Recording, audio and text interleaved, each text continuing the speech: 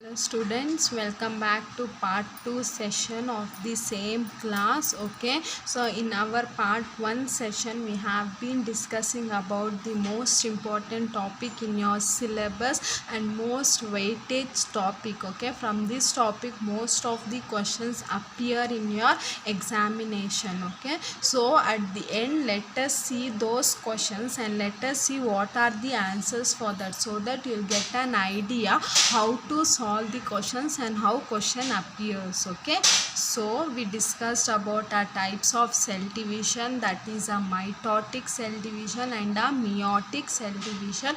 We discussed brief about the mitotic cell division and meiotic cell division. Okay, and now we are studying in detail about the mitosis, that is your mitotic cell division. I told you that the scientist by the name Fleming in the year 1882 coined the term called as mitosis, and since mitosis takes place in somatic cells, we call this as somatic cell division.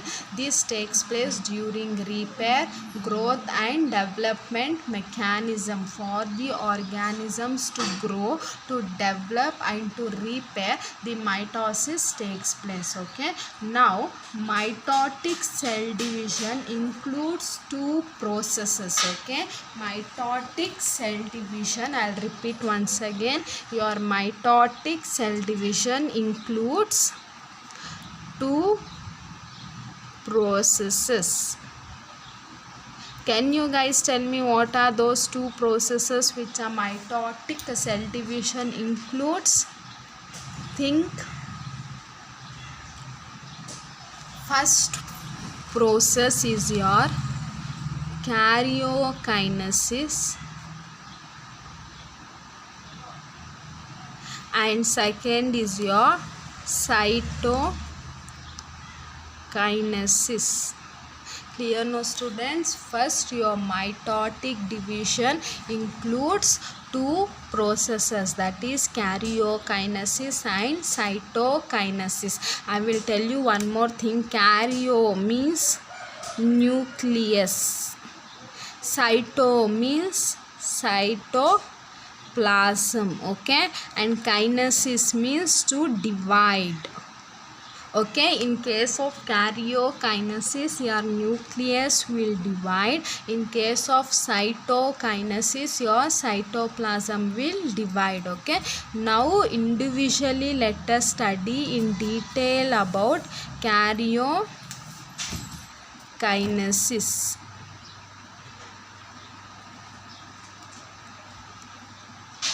Okay, division of nucleus, as the name indicates, division of nucleus is called as karyokinesis. Karyo means nucleus, kinesis means division.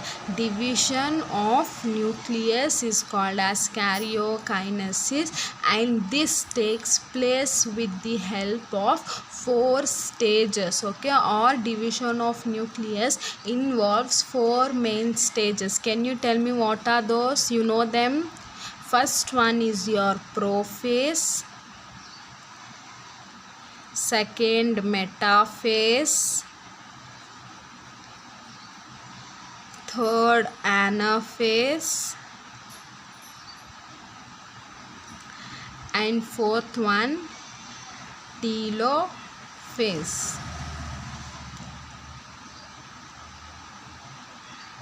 Okay, karyokinesis, division of nucleus. Division of nucleus takes place with the help of four phases called as prophase, metaphase, anaphase and telophase. These phases are similar in both plant cell as well as animal cell. Okay, now what is the structural difference? I have told you in earlier classes, but the changes happening will be same in case of both plant cell as well as animal cell. So first let us study what is prophase in detail. So before going into prophase, that means what changes happens in chromosome, let us see the structure of your cell. Okay, What does a cell contain? A cell contains the outermost layer called as cell membrane, which you know, a liquid part called as cytoplasm. It will be having a nucleus, correct? No, nucleus will contain chromatin threads, nuclear membrane, nucleolus, and a fluid filled cavity called as nucleoplasm. All these three together we call as nucleus, and we have a centrosome, a pair of centrosome along with these star like structures called as asters. Clear? No, I have told you earlier about this and I am repeating now. You have to keep this structure in your mind while I explain the changes happening in this animal cell. Okay, so now let us see the prophase. So what happens in prophase is, I'll just make a note, the chromatin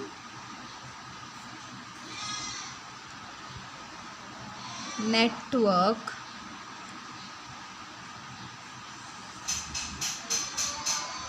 of the nucleus starts thickening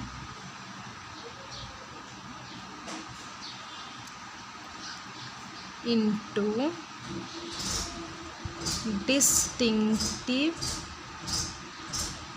chromosome. So what is the first change which is happening in this cell during the mechanism of prophase? Now you have seen your nucleus and you have seen a thread-like structure called as chromatin. This chromatin network will start thicken. Okay, will start thickening, will increase its size. Okay, why it increase its size? To form a chromosomes. I have told you in last class what are chromosomes. Okay, so what is the first stage? That is the chromatin network will thicken itself to form chromosome, and these chromosomes will become more visible and prominent. Chromosomes are structures like this, a rod shaped structures are called as chromosomes. Correct? These two will be combined with the help of a centromere. This is a pair of a chromosome. Okay, so what is the first change happening in a cell? The chromatin network, which was very thin thread like structure, it will become thick. That means it increases its size to form a rod shaped structure called as chromosome. So this is the first change happening in a cell. Okay, so next, now how your chromosome is appearing? Your chromosome is like this.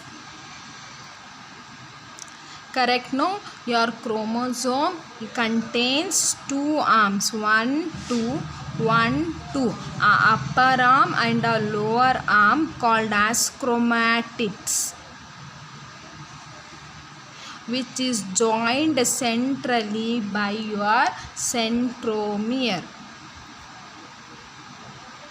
Clear? What is the first point? What is the first change? Your chromatin network of the nucleus will thicken itself to form a rod shaped structure called as chromosome, which will combine together to form a pair with the help of centromere.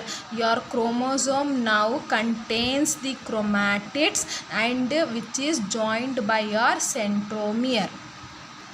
Now till here you understood, from chromatins the cell has formed the chromosome, and not one in number, many in number. Okay, now next what will happen means, daughter centrioles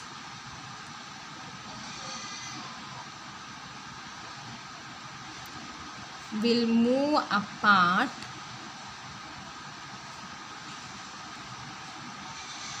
and occupy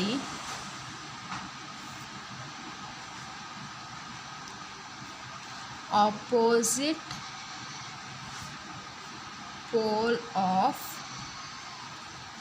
cell. Okay, now what is a centriole? Do not get confused this with chromatids and centromere.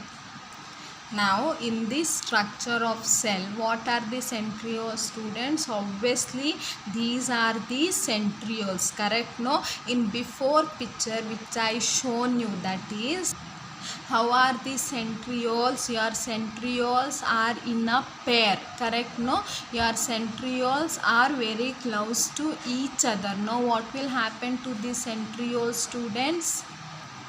These centrioles is moving away from each other to occupy the opposite poles. Okay, one will be here, one more will be here. Okay, see like this. First what we had both the centrioles very close to each other. Second, they started moving apart. Third, they occupied the opposite poles. So this is your third change happening in the prophase. First change is chromosomes thickens to form your chromatin thickens to form your chromosome. Second, chromosomes combines to form a chromatid and centromere.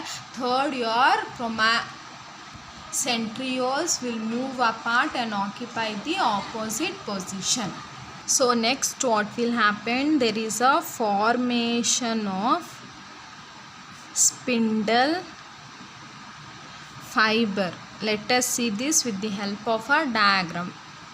See, this line, dotted line like structure is named as your spindle fibers. Okay, at the end of prophase, what will happen? With the help of centrioles and the esters, formation of the spindle fibers takes place. Okay, that is the fourth change. Your nuclear membrane, can you see the nuclear membrane? No, your nuclear membrane will disappear and your nucleolus will also disappear. So what is your first point of prophase? Chromatin thickens to form the chromosome. Second, chromosomes forms the chromatid which are joined by centromere. What is the third point? Your centrioles will move apart and occupy opposite poles. What is fourth point? Formation of spindle fibers takes place. Fifth point, nucleolus disappears. Sixth, nuclear membrane also disappears. So these are the changes taking place in your prophase. Please do study this. Do not get confused. We will study the later on stages in your next class. Okay, so from this most of the questions appear. They'll give you the diagram like this and they will ask from this what phase it is, what is happening to your centrioles. Okay, how formation of spindle fiber takes place, like that. I will share those questions in your assignments. Okay, so thank you very much. Please do follow all the classes. Okay, thank you.